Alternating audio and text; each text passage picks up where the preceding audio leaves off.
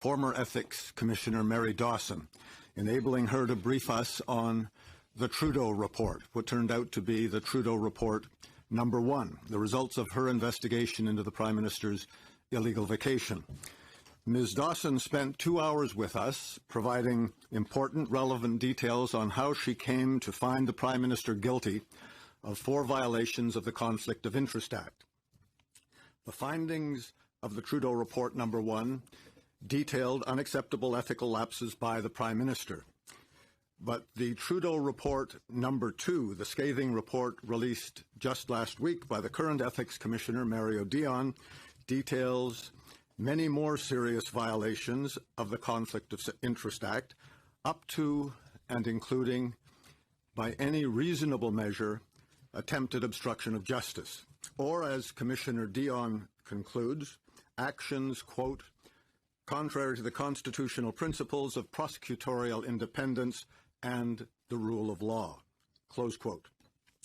Which is why, colleagues, my colleague, Mr. Gourd, and I wrote the following letter to the chair of our committee, Mr. Zimmer.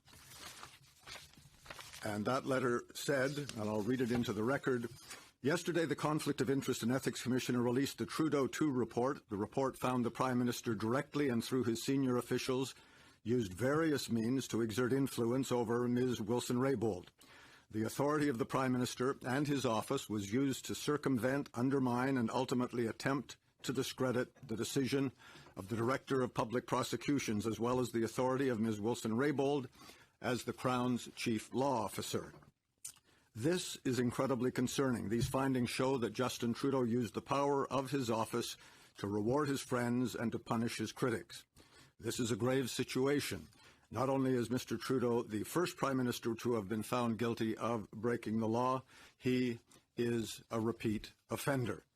The Ethics Commissioner published Trudeau II report, a report reporting to parliamentarians and to all Canadians that their Prime Minister broke the law in improperly attempting to influence the Attorney General, quote, in many ways.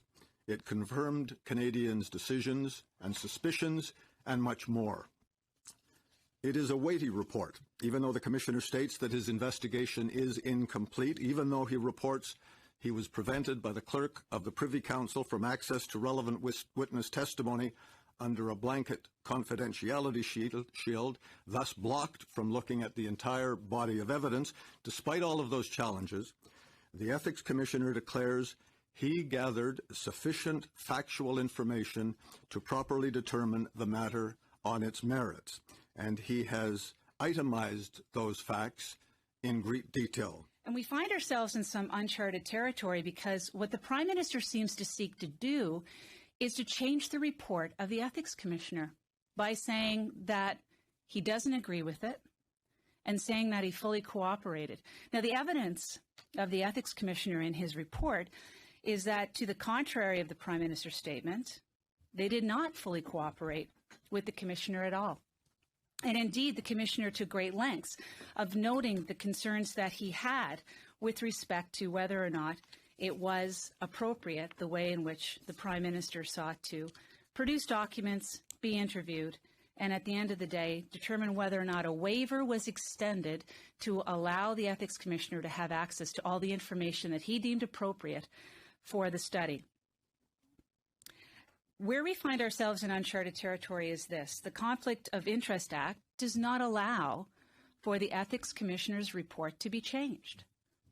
No committee of Parliament, no vote in the House of Commons can change the contents or the decision of the Ethics Commissioner. The report is what it is and stands as it is. To have the Prime Minister of the country to be found guilty of breaking the law, to aid very, very powerful people in writing a piece of legislation that existed only for that company. It was written for one purpose, to get them a get out of jail card.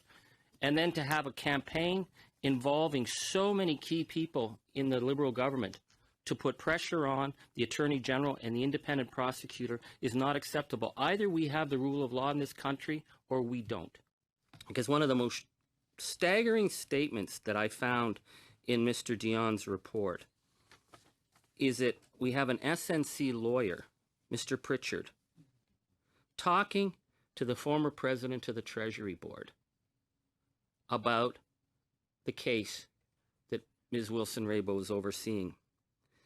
And Mr. Pritchard for SNC states, quote, "We are considering other ways to make it easier for the minister to engage and reverse the DPP's decision. In the end, however, that will take a deliberate decision from the centre." That there, my friends, is collusion. That there is conspiracy. And that there is the lawyer for SNC-Lavalin phoning the head of the Treasury Board and saying we are going to corrupt the decision of the Attorney General and we are going to, quote, make it easy for them to overturn this. But it's going to come from the centre. So who is the centre? The centre is the Prime Minister of this country, Justin Trudeau, who in that moment is involved in the collusion and conspiracy to undermine the rule of law in this country.